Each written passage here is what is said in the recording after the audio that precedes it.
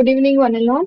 So let's start with the 12th live session and for the course Basic Environmental Engineering Pollution and Abatement. And this is the last live session for the uh, course. So starting with the brief of the week lectures covered during this week. So majorly air pollution management and what are the goals of it and special type of waste which are not covered so far has been discussed during these lectures. So, talking firstly about air pollution management. So, the aim of air pollution management is nothing but to eliminate or reduce the impact or reduce first the amount of pollutants which is present in air and also to reduce its adverse impact that is caused by the presence of them. So first task is to reduce them and later to reduce its impact. So the pollution abatement plan for it involves identify the area of from which the pollution occurs, then what are what is the type of emission, compare it with the emission standards, and what is the concentration that prevails in the environment, and what concentration does the pollutant give, or what can be handled or without any adverse impact? What are the standards? Then, what are the effects of such high concentration of pollutant on the health? And what can be the cause? What are the mechanisms behind it? And what could be the control measures? Now, those control measures would incorporate some cost. So, what would be its cost? And what would be the cost if there is some deterioration in public health or so on? So, such trade-off between cost benefit analysis has to be done. What sort of transportation, planning, and everything you do in comes under air pollution management or air pollution abatement plan. So there can be emission inventory where you provide a database, so that includes all the data of source and the amount of pollutants that are discharged in air. So it is a kind of library or database that you will get all the data, and it is done in the following procedure where it is divided into 5 volumes. So first volume is just the fundamental, and it gives you information on the sources and the method for estimating the emissions and the procedure to maintain or update the inventory. So it will provide you some guidelines, right? Then next is you find out the source, and depending on the type of source, you divide it into three types. First, like volume two, it involves the point source. So point source is where you know from where the emission is coming. So say for example, there is one industry and it has one state. So example here is industrial state. So you know what is the source of it, and it is just coming out from one location. So you identify the point source and collect all the relevant data. What amount is emitting, what concentration will occur in the air, and such data is stored. Now, if you don't have a point source, but instead you have some multiple point source, and that area results into air pollution. Say, for example, you have one industrial zone, and there will be multiple stakes in that area. So, if the emission is coming out from that particular area of industrial zone, that you will not say point source, then small areas are identified and small point sources are identified, and you collect the data from that regarding the air pollution from that area, and You store the relevant information. So that is nothing but air area source. And last is the mobile source where present like it is a moving source and it will be difficult to identify from where it is exactly coming. So there can be some random source. And what all reference material which is required for interpretation of data for uh, uh, estimation of which pollutants are there. Say, for example, you have some method by which you identify the pollutants, then how to do the removal of those pollutants. So, all the relevant information regarding that can be obtained from the bibliography, which is the last section of this. Now, simulated air pollutant concentrations and comparison with air quality standards. So here what you do, once you prepare a database, you may not get the data for each and every pollutant. Some of the pollutant are easy, difficult to measure, and if you want to measure for each and every pollutant, so it will incorporate some sort of cost. Right. So what you do, you try to simulate air pollutant and you try to simulate the air pollutant concentrations and you check what is the admissible limit and you compare it with the quality standards. So based on a few air pollutant present, you judge for another air pollutants hazards and compare it with the standards available. So that also can be done. Now, now, if you talk about the pollutants, then there is some inbuilt property of air through which pollution can be reduced, and that is nothing but inbuilt cleansing property. So, these following like dispersion, flocculation, absorption, rain washout can be the ways through which you can do this.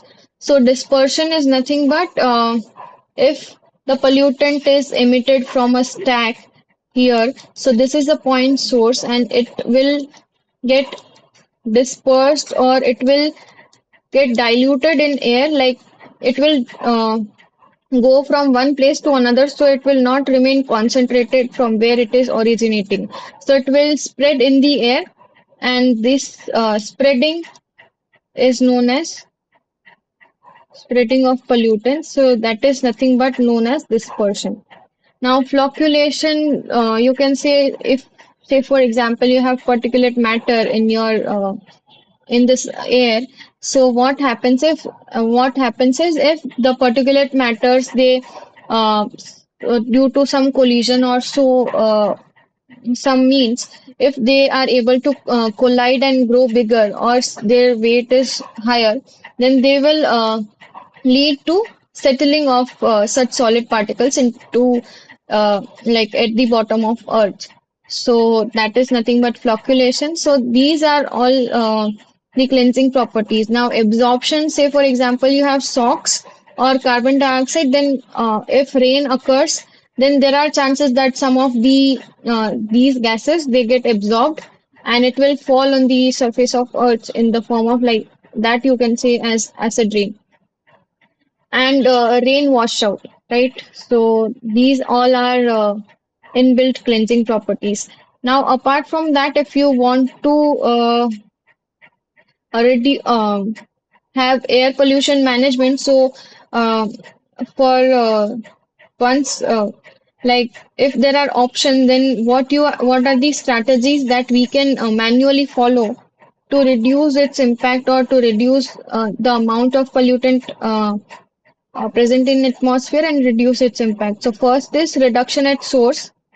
So for example, if you are using any fuel, so you can use the fuel which is having a low sulfur content so that a lower amount of SOx is emitted in the atmosphere.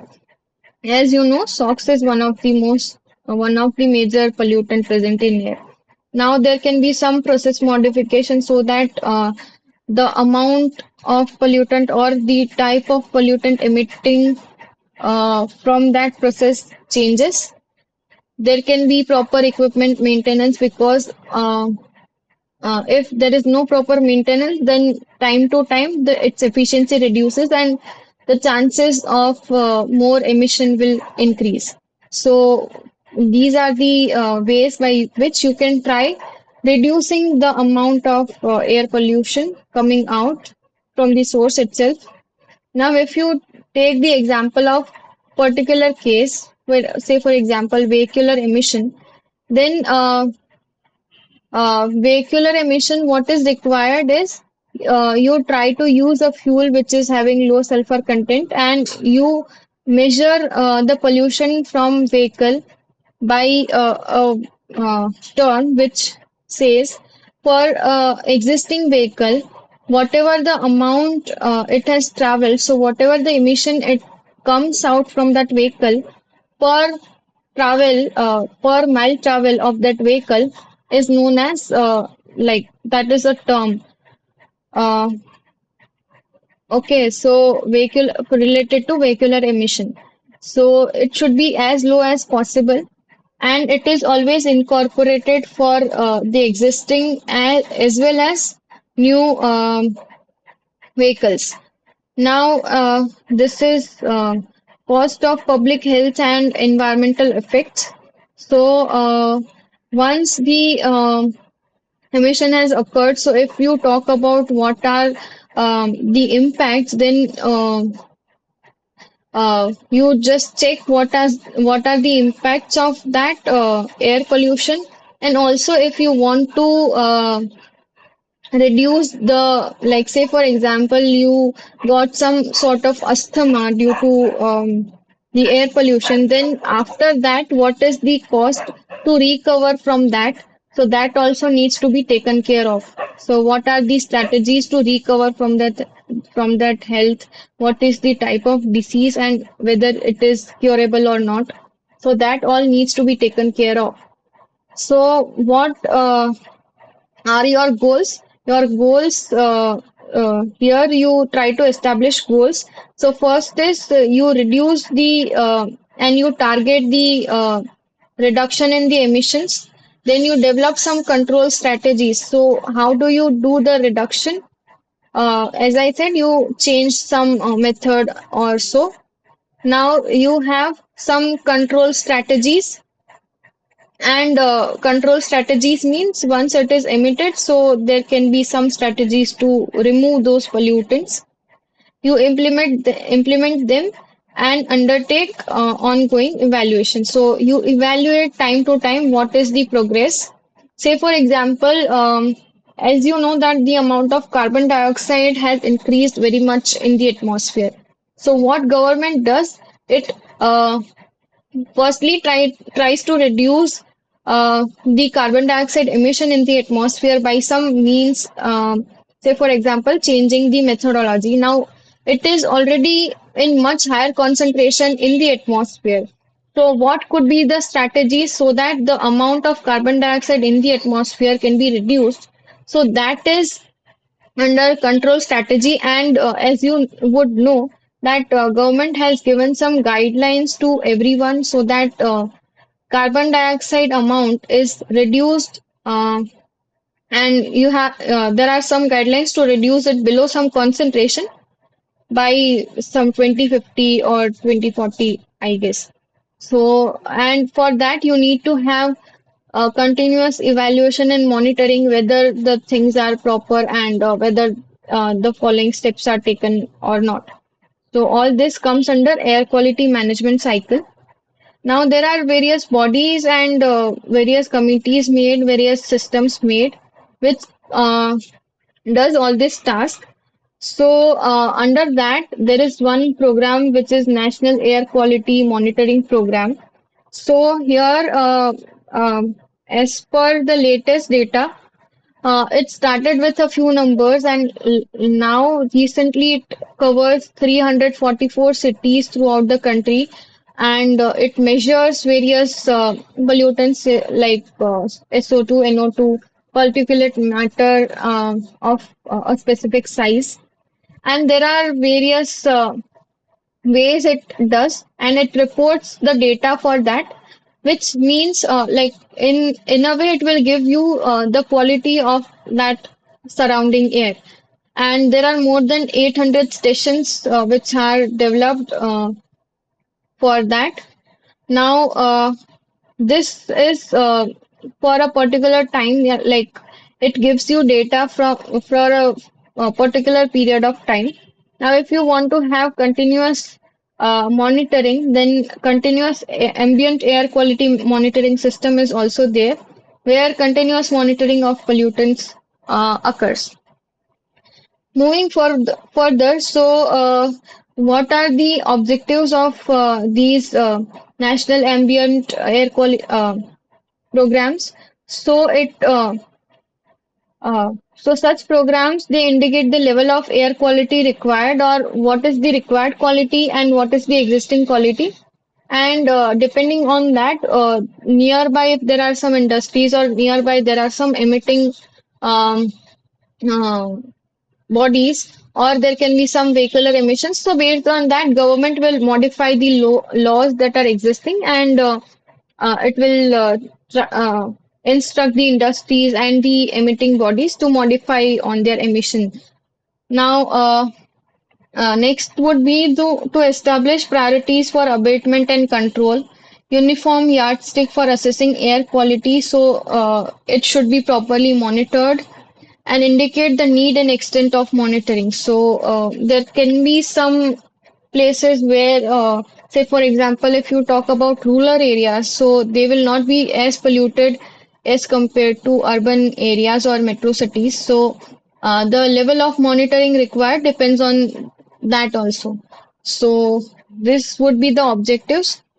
Now, based on the data that is obtained, so there should be one way so that everyone gets to know how pure the air surrounding them is.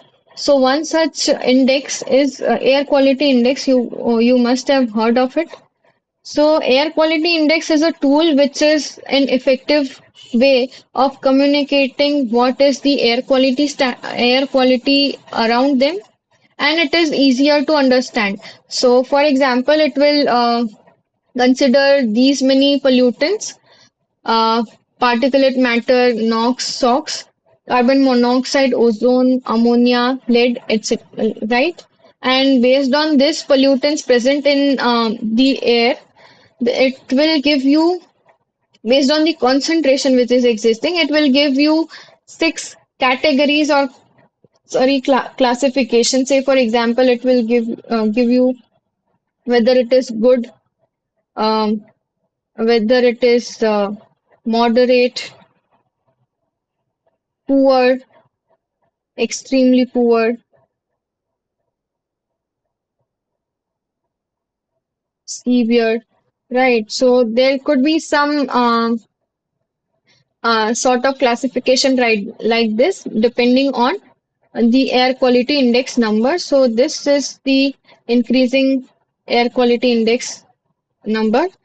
So as you know that highly populated and metro cities like Delhi, Mumbai, they are highly polluted in terms of air quality index, and you would know that the air quality index of these uh, are very severe. Like you would have heard that sometimes they are more than 400 also, which means it is very severe.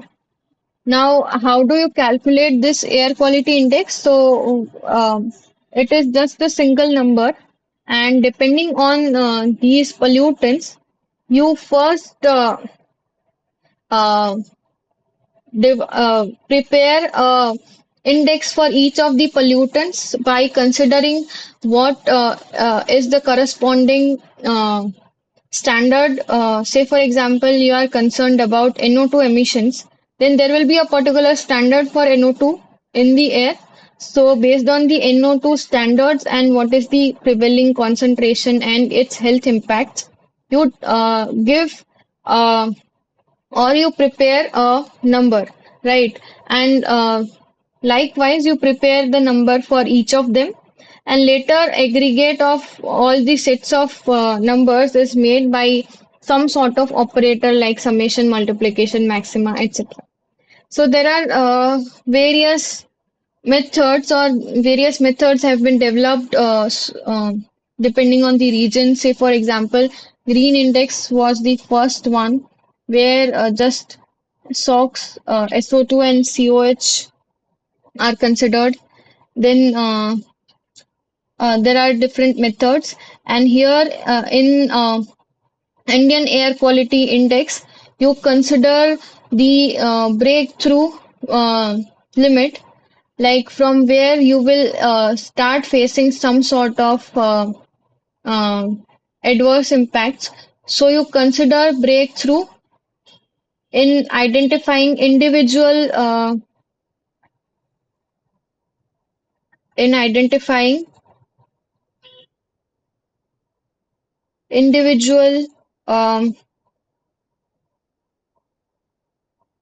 indices of particular pollutant, and later you take the maximum operator. So the one which is having maximum value, that is considered the air quality index of that region.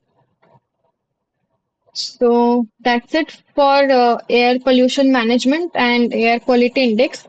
Now moving forward, we have talked about so far air pollution, water pollution, soil pollution, and solid waste management, water treatment, air pollution treatment.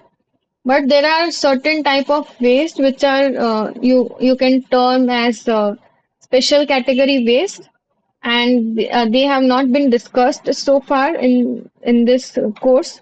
So coming towards special category waste, so it is a kind of any solid or combination of solid that would require some special handling and disposal, and it may cause it may have some different characteristics in like maybe physical characteristics or chemical characteristics, and they are much more hazardous. Say, for example, biomedical waste and e-waste. So, as the name suggests, biomedical waste are the ones which you can say they are emitted from not only hospitals, but apart from that, research centers where some sort of drug testing is done, or some sort of work which involves uh, use of microorganisms. Some cells, human cells or mammalian cells are used. So all sort of waste is nothing but biomedical waste. And e-waste is nothing but electronic waste which comes from all the devices. So talking firstly about biomedical waste. So, as I mentioned, it is the waste which is generated from hospitals, and it can contain infectious materials, right? So it can be some blood, it can be some microbial culture. So, as I said, there will be some ongoing research for uh, the culture which involves dealing with different cells. If you take the example of research which involves removal of pathogens from water, so it requires dealing with pathogens, and you do laboratory tests like how you kill them or how you uh, remove them from water, and whether the what amount of pathogens are required for from a particular kind of treatment. So this is also a kind of like in the labs where you do microbial culture. Then there can be some body parts. Then there can be some bandages, syringes, etc., which comes under biomedical waste. So if you classify them, it can be classified into two types, which is non-hazardous and hazardous. So mainly hazardous includes the waste which comes from ICU, labor room, dialysis room. There can be some radioactive waste also which comes under hazardous waste. So if you talk about the categories, then there are multiple categories into which it can be divided, and depending on the category, you will have collection, you will have segregation, and you will have further treatment. So, if you look into the categories, then depending on the severity and what is the composition in it, and what sort of further processing and uh, disposal it is required. So, based on that, it is divided into 10 categories, and you have different collections for them also, so that further to deal with them, it is easy, right? So, you have different collection bins. Say, for example, it is different based on some color coding, and depending on different type of waste, you have some different containers, and so that it is easier to segregate. So, segregation at the source is very much required. So, as I said, further treatment depending on the category will be different, and hence segregation at the source will help. Now, handling or storage of some waste until and unless they are transported, so that should be very much proper so that there is no leakage and further contamination or further infection. So, for that, it is advisable to have a separate room, well separated room, so that it will be, even if there is some leakage or some spillage, it will be easier and it will not cause further contamination. Now there can be some on-site and off-site transport. So on-site transport involves some proper sealing, like you properly seal so that during transportation also there is no infection spreading. Off-site transportation, you must label it properly, and then only you should transfer in a like transport in a separate vehicle. Now, once the transportation is done, you need to have some sort of treatment. So, treatment can be in the form of incineration or plasma. So, incineration is complete decomposition of that particular waste, and through incineration or plasma, by where you increase the temperature above maybe 800, and so that there is complete conversion or destruction of that pollutant. Now, if you talk about different methods, then there can be disinfection required for particularly microorganisms. And you know that microorganisms do not require so high temperature like 800. So, for that, you can have some milder conditions. For example, autoclave, where it is nothing but a pressurized chamber or pressurized container where you have high temperatures, and that high temperature and pressure will kill all the microorganisms, and by giving certain residence time and temperature, you have a proper killing of microorganisms. Then you can have hydroclave, where uh, there is like for autoclave, you have to wait for cooling of autoclave because it is under high pressure. So once the pressure is released, so only after that you will be able to shift from one batch to another, right? So this takes time. So in hydroclave, there will be continuous circulation, and it is a continuous way. So which means that hydroclave is a better option. Now, there can be some chemical disinfection also, like microorganisms are not, they cannot resist particular environment. So, chlorine, calcium hydroxide, sodium hydroxide, even bleach, they are some examples for chemical disinfection. And chlorine, you would know that it is added in swimming pools and some water bodies so that microorganisms do not grow. Then another way is microwave, where it is suitable for wet or the ones waste which are not completely dry, because microwave radiation will provide heat and it will raise the temperature. So now if there is some moisture content inside that waste, then it will form steam, and that steam will result into killing of microorganisms. Now once all these steps are done, so it is um, disposed, and this is for on-site one. And now if you consider for off-site, then you can have incineration of the waste, and the disposal can be landfill disposal or deep burial, where a deep um, um, soil is dug out, and you dispose it different, like very much separately from all the other waste, so that there is no further infection or transmission of uh, the waste. Now, moving forward, another type of waste which requires special handling is e-waste. And nowadays, if you look anywhere, so there are apart from different dustbins that are there for dry waste and wet waste. So there is a different container which is yellow colored, and it is specially for electronic waste. So this will help in segregating electronic waste, which requires special attention from other uh, biologically degradable or some non-hazardous waste. So as we know that e-waste is, as I said, it is electrical or electronic materials that are discarded, and they are usually composed of organics, ceramics, and inorganics.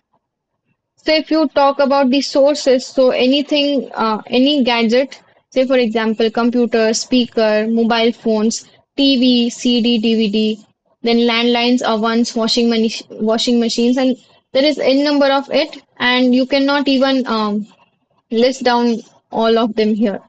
So for them, actually, you need some special treatment.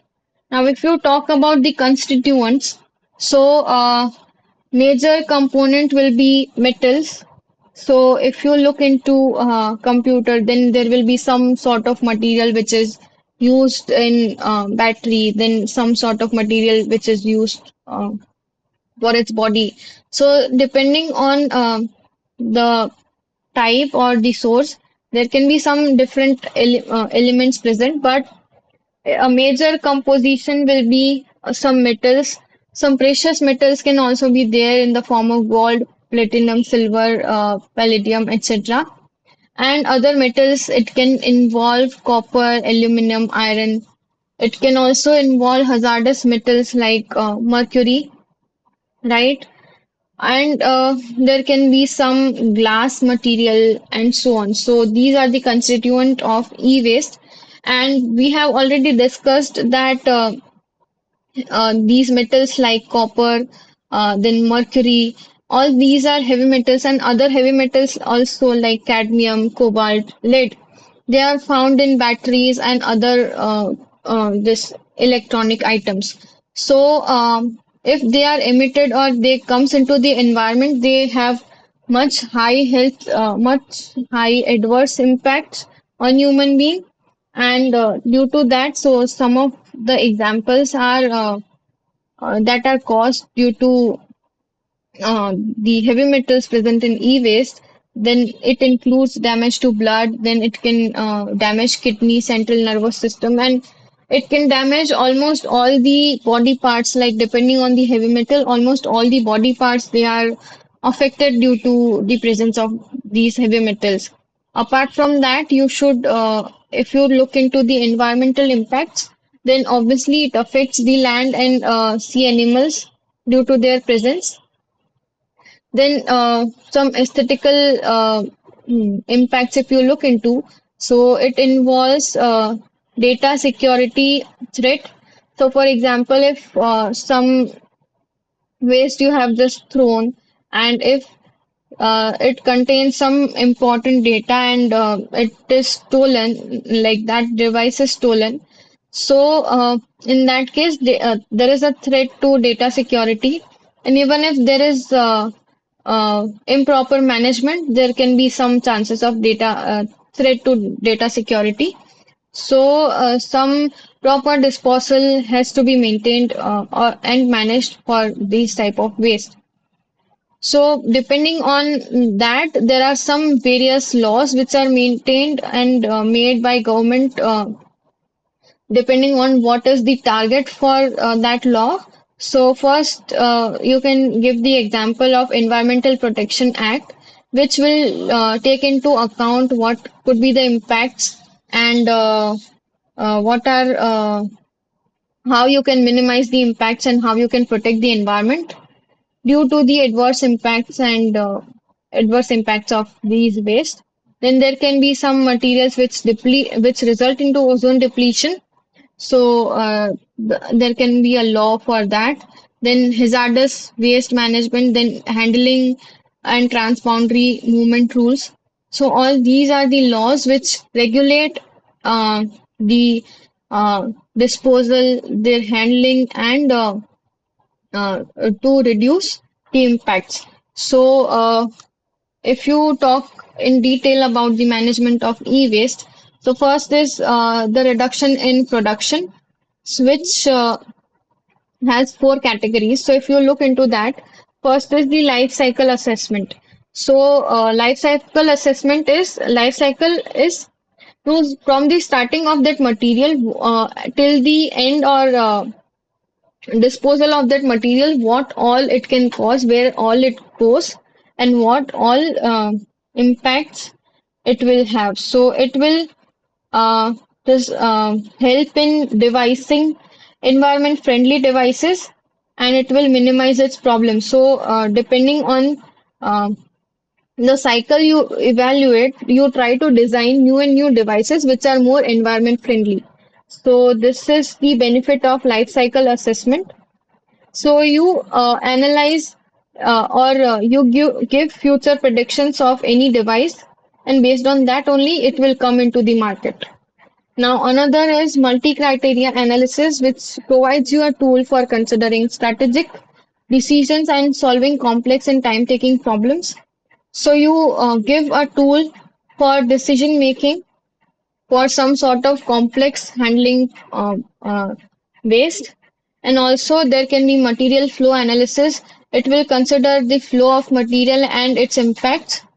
And later, lastly, extended producer responsibility. So here a target is given to the producer or the product designer itself, where they are given the target to reduce the toxicity or the impacts.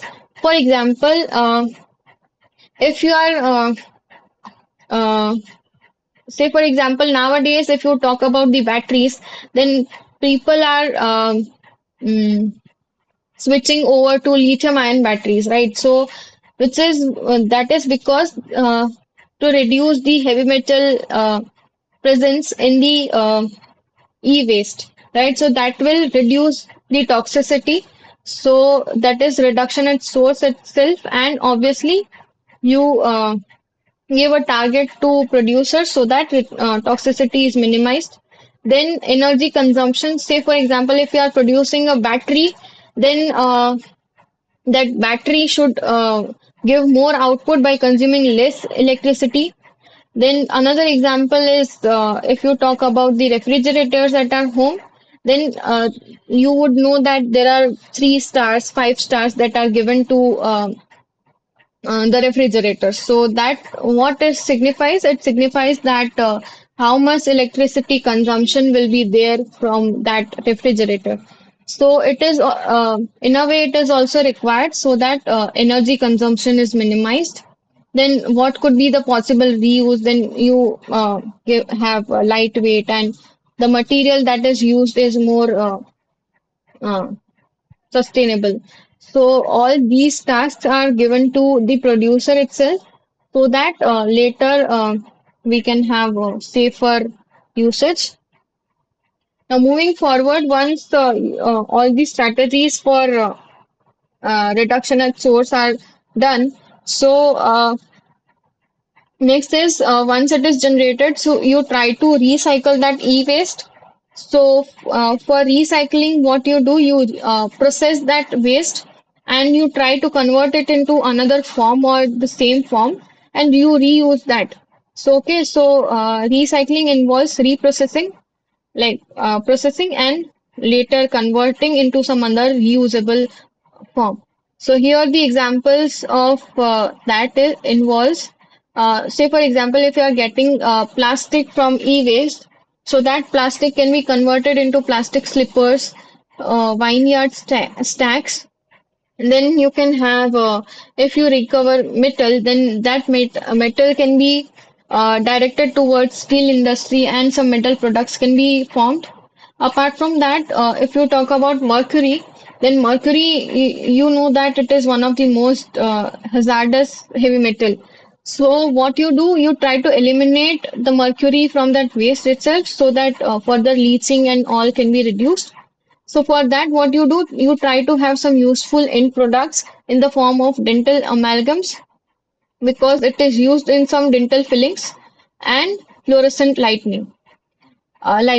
Then for battery, you try to recover cadmium, steel, nickel, and you reuse it in some newer batteries. And also you can form some alloys or stainless steel from them. So this is about recycling. So if you talk about the methods by which you can recycle different waste, so first is the hydrometallurgical method. So where if you have metal content in the waste, then what you do, you use strong acids. So strong acids will result into leaching of that metal from the waste, and later it can be recovered by some sort of precipitation, some sort of solvent extraction or electro refining, etc. Then you can have a pyrometallurgical method, which involves incineration and smelting into blast furnace to recover non-ferrous and precious metals. And lastly, there can be some biometallurgical method where there are some microbes which selectively extracts metal. So here you use some microorganisms which are able to, under acidic conditions, they are able to extract metal from that waste or even from ores. So that is extracted, and once it is extracted, later you can recover through some precipitation or some conversion. Like you can have some reaction and you can convert into solid form, and you can recover into some useful product. So this is all about what was covered during the lecture. So now let's move, if you do not have any doubt, let's move forward with the assignment. Yeah, so the first question is the air pollution caused by, um, sorry, this is the assignment. I should have changed the title. So the first question is air pollution caused by gaseous pollutant can be controlled by using dash. So the options are fabric filter, gravity settling chamber, combustion, and cyclone separator. Uh, can anyone tell? So here we are targeting gaseous pollutant. So you can look into the options and differentiate. It is easy.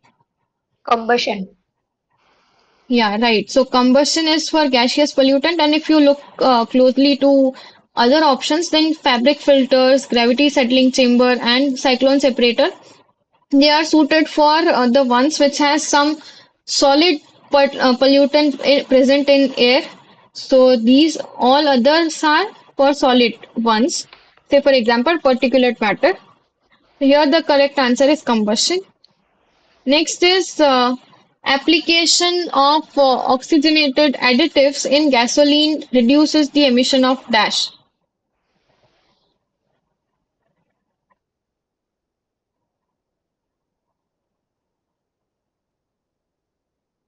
So here the correct HC. answer is HC and carbon monoxide. because oxygenated additives will result into complete combustion, right? So CO can be reduced. Next is air quality managers use dash to understand the air quality problem fully. Now find out the most suitable option from the following uh, to complete the above sentence. So they can have emission inventories, they monitor air, they have air quality modeling tools. So actually air quality managers do all. So first is they maintain database. Yeah, so emission inventories by which means that they maintain some database. They have proper air monitoring and evaluation time to time, and they have some models or modeling tools which helps in that. So all of the above is the correct answer. Next is as per the air quality index, ambient air quality of Indian city can be categorized into dash categories.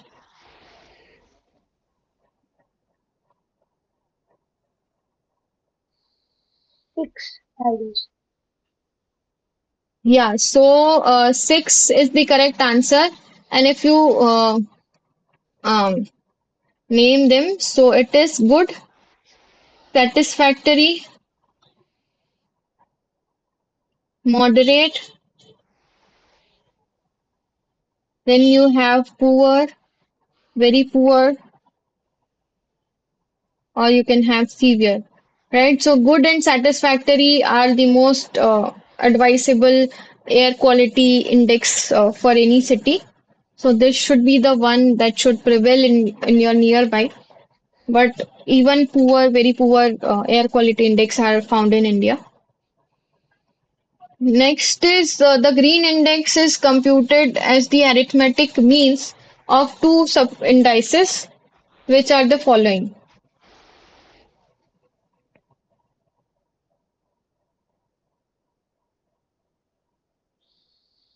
Second one. Yeah, so it involves SO2 and COH, and so which means option B is the correct answer. Next is find out the most suitable option from the following for insight management biomedical waste that is not 100% dry or solid. So for insight, what is the feasible option for the solid which is not 100% dry? So here microwave is the Refrigerant. correct answer. No, microwave is the correct answer. I had told you the reason also, which is if you have a microwave irradiation which is given to some wet waste, so here the moisture of that waste, what will it result? There will be some steam formation inside that solid itself by the heat which is supplied through microwave radiations. Right, so the steam that is generated, it will kill the microorganisms, and that is how microwave work. So if it is dry completely, then steam will not be generated and the killing will be less, right? So that is how, or that is why you prefer wet waste to be treated through microwave. Next is for deep burial of biomedical waste, a pit or trench should be dug about dash deep. So there's a thumb rule and it says that it should be 2 meter deep, right? So 2 meter is the correct answer here. Next is a typical composition pattern for e-waste is dash. So we have seen that it has organics, it has ceramics, and it has inorganics. So out of that, if you look into the percentages, then it has 30% organics, 30% ceramics approximately, and approximately 40% inorganics. So option A is the correct answer. Next is it is a kind of numerical. So carbon monoxide affects the oxygen carrying capacity of your lungs. Now exposure to 60 ppm for 120 minutes at standard temperature and pressure has been found to impair one's ability to discriminate stopping distance. Thus, motorists in heavily polluted areas may be more prone to accidents. Are motorists at a greater risk to accident if carbon monoxide concentration is 65 milligram per meter cube at STP? So here you are given one condition where 60 ppm is exposed for 120 minutes, right? And it causes um, um, visual impair or visual disability or some sort of disability by which um it will not be able to judge by like how to when to stop, right? So here you are given another condition which has some different unit. Say for example, it gives you 65 milligram per meter cube concentration. So now if you need to find out that instead of 60 ppm, if you have 65 milligram per meter cube of concentration surrounding yourself, then whether you will be at a risk of accident or not. So for that, and here you can consider that you are exposed to 120 minutes of uh, you have 120 minutes of exposure only. So if you keep 120 minutes of exposure constant, so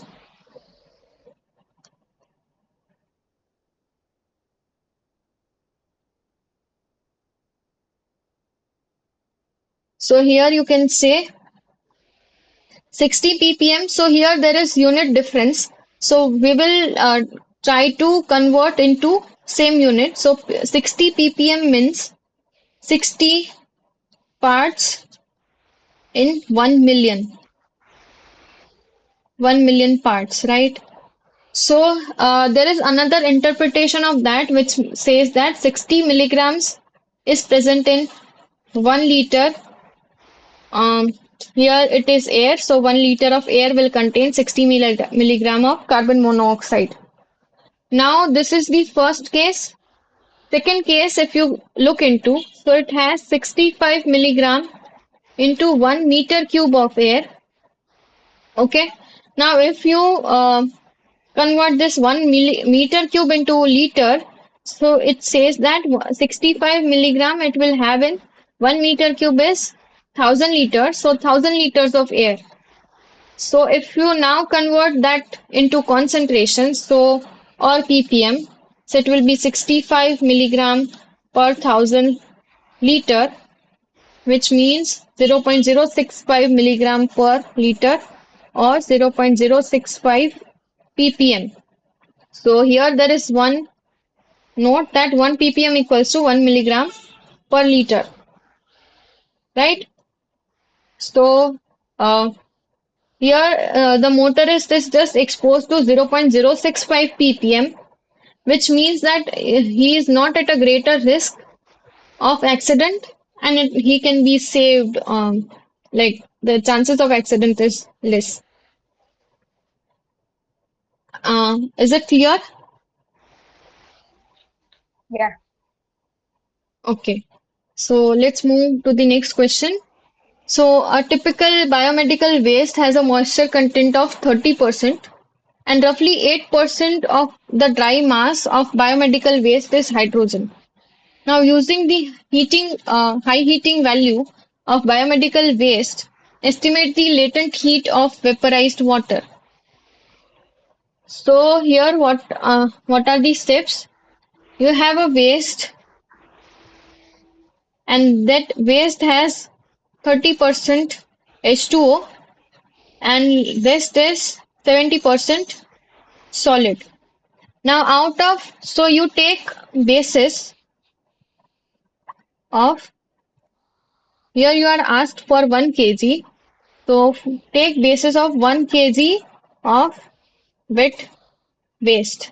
So this 1 kg will have zero point 0.3 kg H2O and you will have zero point 0.7 kg solid, right? So this is because 30% is H2O and 70% is solid. So you can have that conversion. Now, out of zero point 0.7 kg solid, you can say that the fraction of hydrogen atom is given to be 8%. So here dry basis means this is pure for pure solid only. So you can say that if 100 kg dry solid is there, then it has 8 kg hydrogen, right? So if you have zero point 0.7 kg solid, then what is the amount of pure hydrogen or the amount of hydrogen atom present in it? So you cross multiply this and calculate the amount of hydrogen. 0.056. So it is 0.056. This is in kg, right? So now there will be two steps involved. So you have found out what are the sources of hydrogen or water. So first, water vapor which is generated, that will be from conversion of moisture into vapor. So this moisture is directly converted into vapor. So latent heat. So this is the first one where uh, moisture is converted to vapor, and this would be the second source. Second source would be hydrogen will be converted to water, and that will again store like water vapor, and that will store latent heat. Okay, so um, now if you look here, so here you are directly given what amount of water it is present. Now, apart from that, you have 0.056 kgs of hydrogen present, which will get converted by this reaction to water. Okay, so if you have 1 kg, it will produce the molecular weight. Sorry, two hydro. If you take 2 kgs of hydrogen, then it will produce 18 kgs of water. Now here you are having just 0.056 kg. Then how much water will be produced? You just cross multiply and tell me what is the amount of water produced or vapor produced through this. 0.504. Okay, kg water, right? So latent heat total will be like latent heat of vaporization for water is 2440 kilojoule per kg, right? So 2440 kilojoules per kg into what is the amount of water that will be vaporized? So that is nothing but 0.3, which is contributed from the moisture content of that waste, plus the amount which is contributed from the waste by H2O generation. So that is 0.504. So do this and give me the answer. 1961.76. Yeah, so 1961.7 is the kilojoules is the correct answer. I hope you are following this question.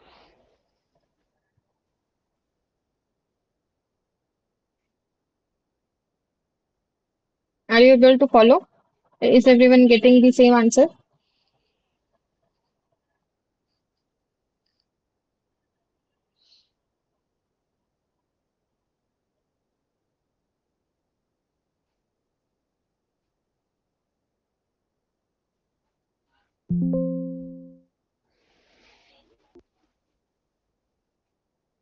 Yeah, are you getting the same answer? Yeah. Yes, ma'am. Okay. So that's it from my side. Do you have any other queries regarding this? You can ask. Otherwise, we can end here. And this was the last session for this course.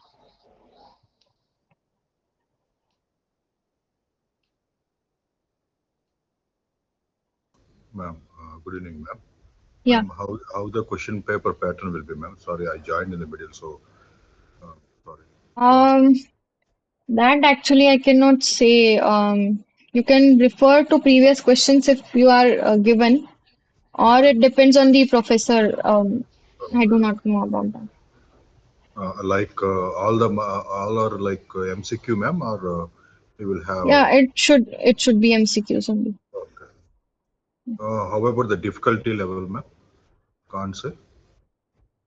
Difficulty that I cannot say, but it would be better to solve all the assignments and Yes, questions. So similar to those questions you can yes, ma'am. Yes, ma'am.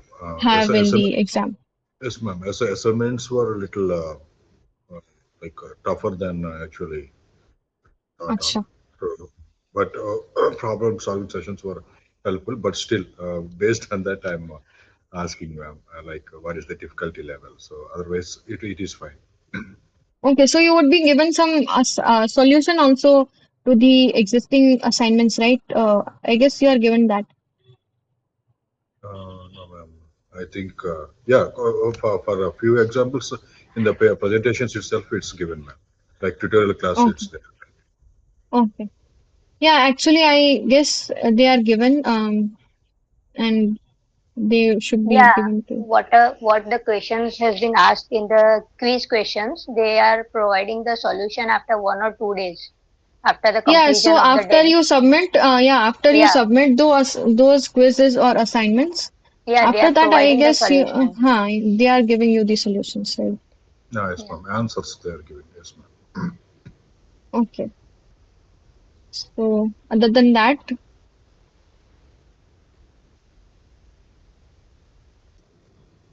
no queries. okay. So thank you so much, everyone. Thank you. Thank you so much, ma'am. Thank you Yeah, for joining. I will end this session. Yes, ma'am. Yes, ma'am. Yes, Thank ma'am. yeah. Thank you. you. Once Like it again, was thank you. nice to interact with you Yes, all. ma'am. Same here, ma'am. Thank you. Thank you.